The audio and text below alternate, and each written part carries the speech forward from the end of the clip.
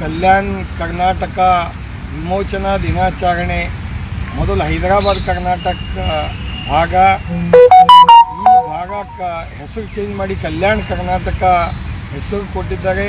ತಾವೆಲ್ಲ ಗೊತ್ತಿರುವಂತೆ ಇವತ್ತು ಲಿಬರೇಷನ್ ಡೇ, ಕಲ್ಯಾಣ ಕರ್ನಾಟಕ ವಿಮೋಚನಾ ದಿನಾಚರಣೆಯ ಇಡೀ ಕಲ್ಯಾಣ ಕರ್ನಾಟಕ ಭಾಗದ ಮಹಾಜನತೆಗೆ ನನ್ನ ವತಿಯಿಂದ, ನಮ್ಮ ಭಾಗದ ಜನರ ವತಿಯಿಂದ ಶುಭಾಶಯಗಳನ್ನು ಹೇಳುತ್ತಾ, ಇವತ್ತೇ ಕರ್ನಾಟಕ ಸರ್ಕಾರ ವತಿಯಿಂದ ಕ್ಯಾಬಿನೆಟ್ ಇಕ್ಕಿದ್ದಾರೆ ಗುಲ್ಬರ್ಗದಲ್ಲಿ.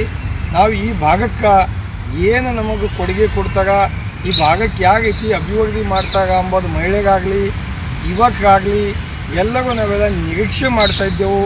ಒಳ್ಳೆಯ ರೀತಿಯಿಂದ ಸಹಕಾರ ಮಾಡಬೇಕಂತ ನಾನು ಕೈ ಜೋಡಿಸಿ ಮನವಿ ಮಾಡ್ತಾಯಿದ್ದೀನಿ.